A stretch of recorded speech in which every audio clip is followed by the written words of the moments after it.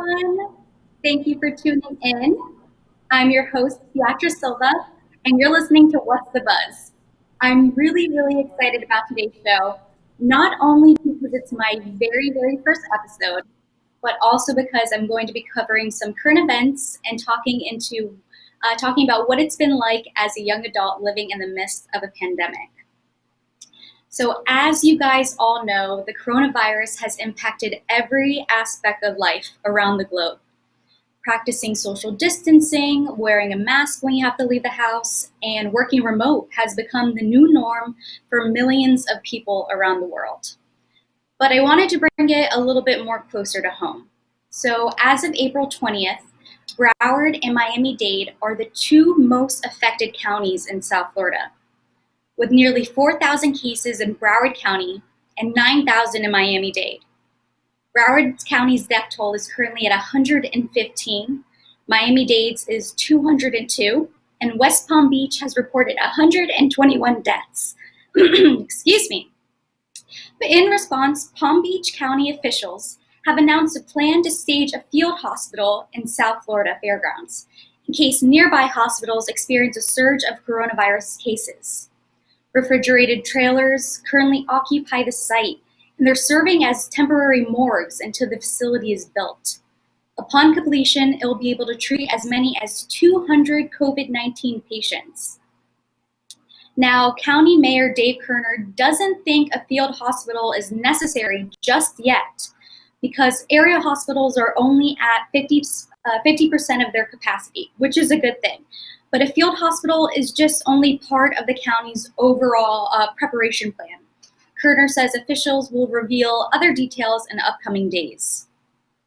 Now, Broward County, on the other hand, has opened a drive-through testing site in Lauderhill, and all three counties are requiring everyone to wear masks in retail spaces like grocery stores and pharmacies. Now, if you don't have a professional medical grade mask, don't worry. The CDC says a homemade cloth mask will do just the trick. I tried looking for a face mask a few weeks ago, and they're almost impossible to find. I looked at CVS, Walmart, Best Buy. I even went to Home Depot to look through like the painting area to see if we could find just something to cover the face. I couldn't find anything.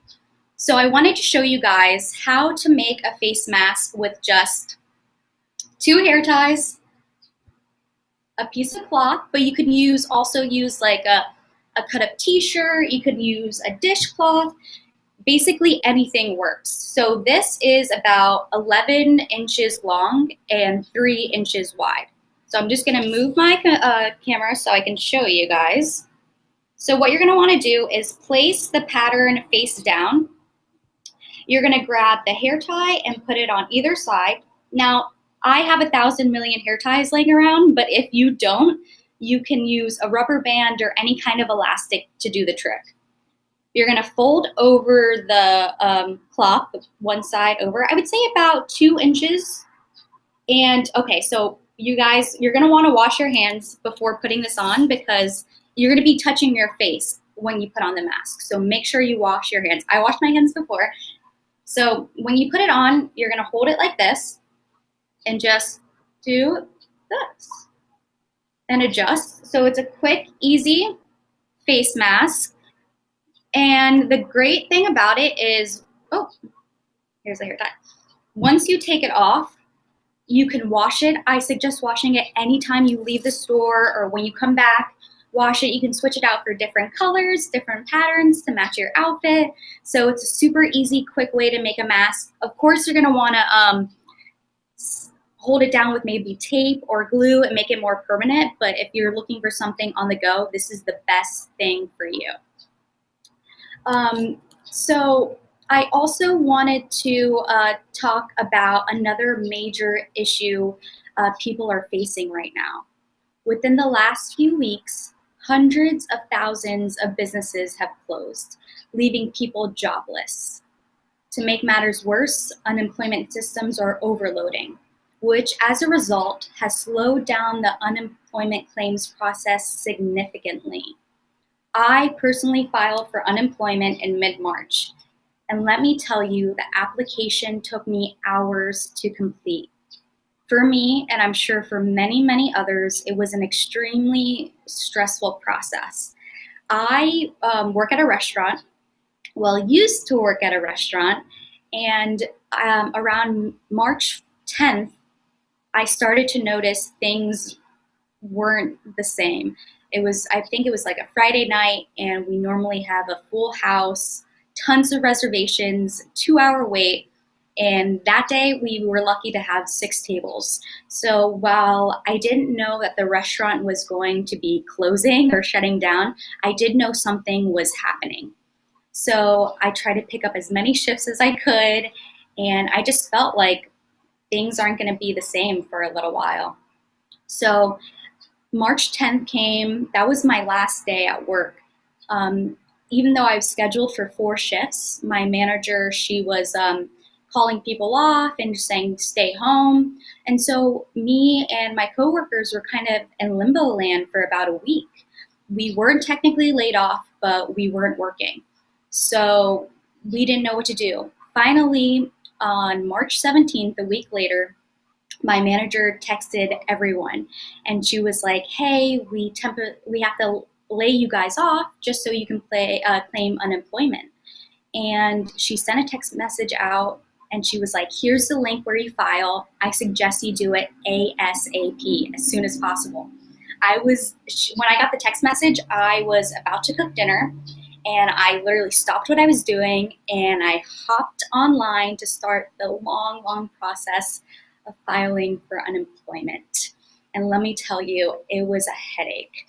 It was probably because I was stressed, I was hungry, but I was not in the right mind to be processing so much information. And to make matters worse, by the time I was done with the application, I didn't even know if I did it right. And I had no one to call. I tried calling the help number online. That didn't really work. I reached out to a couple friends. They didn't know what to do really, because this is new to all of us. And so I think I hit rock bottom when I was searching through my taxes to find my employment number. And I just was like, okay, I need to calm down. I need to stop what I'm doing. I need to breathe. I need to get something to eat, and I'm going to come back to it. So luckily, since then, the Florida Department Economic Opportunity has released a new mobile-friendly site for Floridians to apply for reemployment assistance. The DEO is encouraging anyone who has not filed an application to use the new mobile-friendly site. So there is a new site.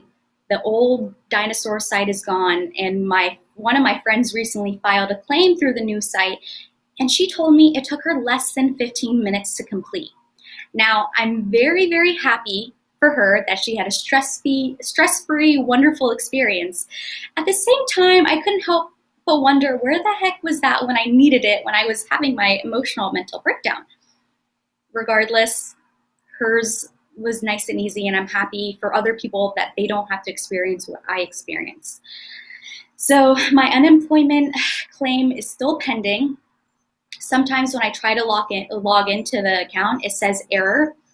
And when I try calling, it's pointless because it's always busy and no one ever answers. So I'm still kind of in limbo land. So there's a few other things you can do in the meantime to help you save money while you're waiting for your unemployment check to come in. And a couple of these things really helped me because, like I said, I'm still waiting for my check to come in. And so any place you can save money right now, you need to do it. If you're worried about paying your bills on time, the best thing you can do is call your creditors. Many companies are providing financial relief for those who are in need right now. For example, Apple is letting Apple Card owners skip April's payment just like they did in March. Bank of America has paused foreclosures, evictions, and account holders can submit an online request for a payment deferral without any late fees. Comcast is offering this really cool free access to its Xfinity Wi-Fi hotspots for everyone, including non-subscribers, for 60 days. So this is really cool because you could be literally walking on the street and check your Wi-Fi, because Xfinity has a ton of hotspots almost everywhere, almost on every corner. Pacific Gas and Electric Co. has halted services disconnections for non-payment for both residential and commercial customers until further notice. AT&T is also suspending the termination of wireless home phone for broadband services for 60 days. T-Mobile is offering unlimited data to all of their current customers. And Verizon is waiving all late fees and suspending service terminations. So those are a lot of companies who are doing really good, trying to help people in need right now. You can also cancel subscriptions and memberships you're not using. Okay, so I wouldn't suggest canceling the Netflix, the Hulu, the Disney Plus, the Spotify, because those are the subscriptions that are offering entertainment. And honestly, I feel like those are a necessity right now. So don't cancel those. But your gym membership, on the other hand, isn't a necessity right now, just because you can't even go to the gym. And face it, like me, I wasn't even using my gym membership.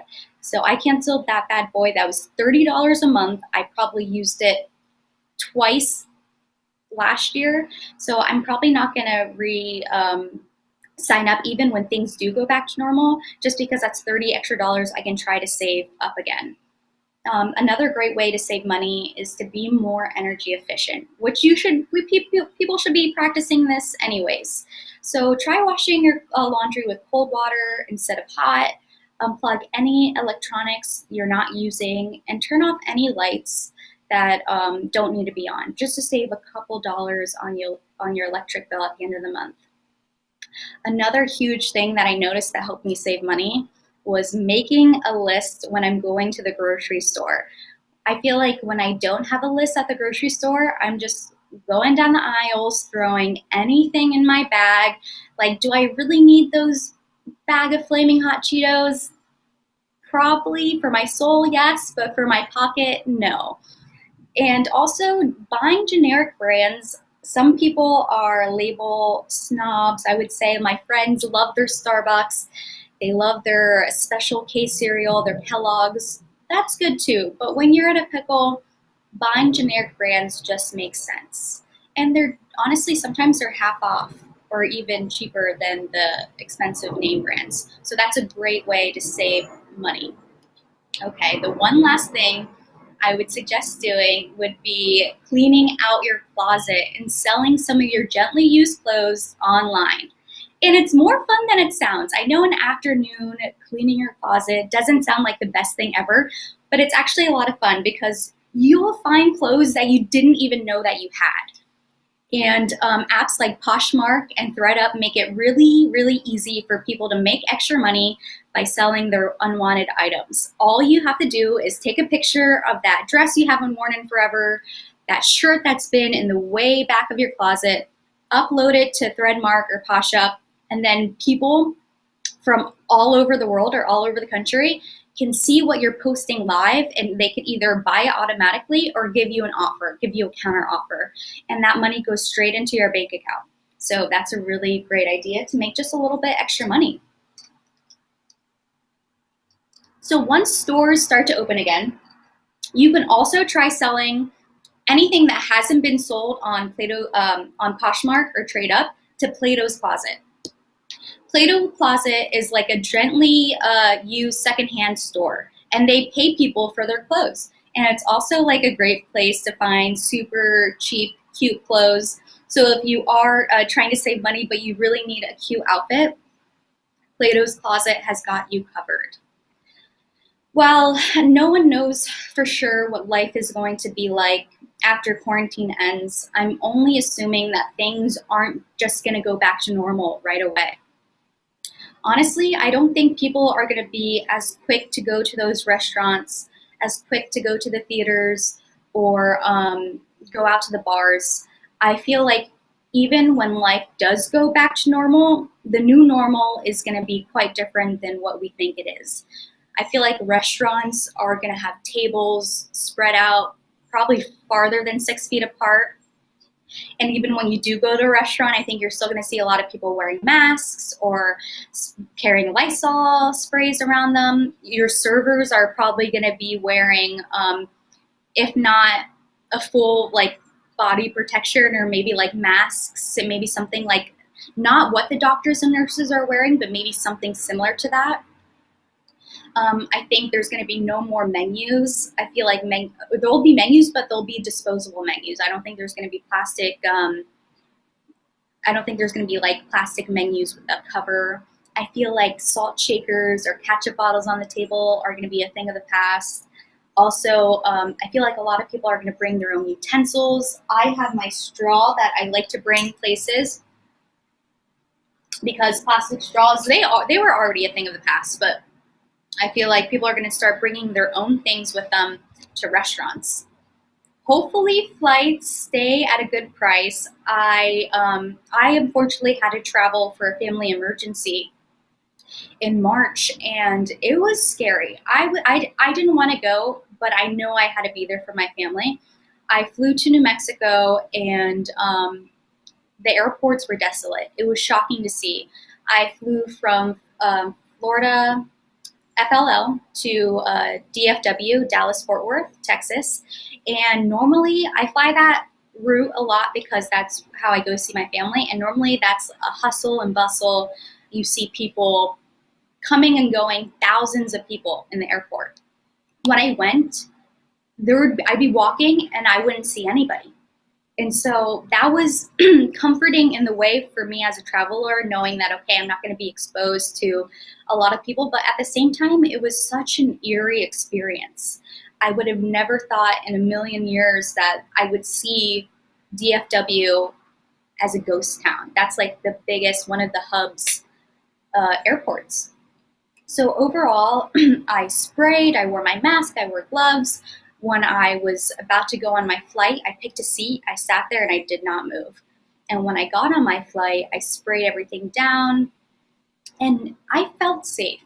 Now, I would not suggest for anyone to travel unless they have an emergency. But if you do have to travel, just make sure you're cautious.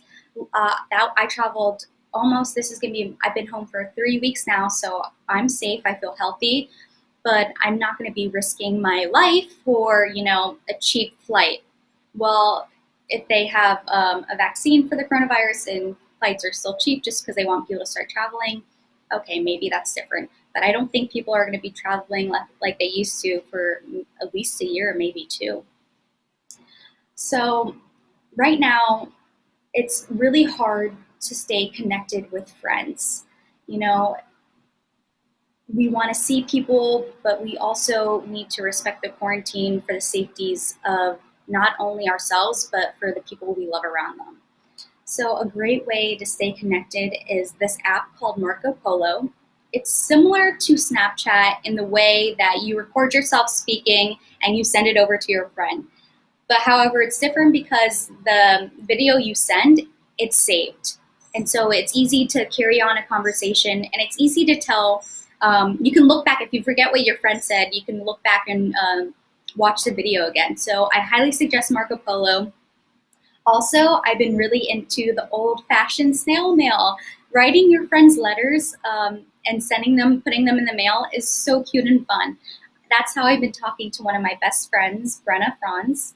She lives in Harrisburg, Pennsylvania, and we write each other letters, and it's just like a fun thing to get in the mail. Like, you go to check your mailbox and you have a nice handwritten letter from your friend. And I think just bringing back some of the old values, like reading books with your family, writing letters to your loved one, playing board games at home. I feel like those are some of the positives of being in quarantine. While I'm sure some of us were like ripping out our hairs, we're looking out the window being like, let us out. We need to try to understand and try to see the positives in this situation. Getting closer to family, maybe going back to our roots and doing fun game nights. Also, virtual happy hours are the new thing. And so, yeah, so there are ways to talk to your friends that don't have to be face to face. And right now is also a really, really good time to start a book club. I don't know if everyone's like, woohoo, book club, but if we have a lot of free time on your hands, reading a book is a great way to transport you to another time, another era without leaving the comfort of your own home. One of my favorite books of all time is called The Book Thief.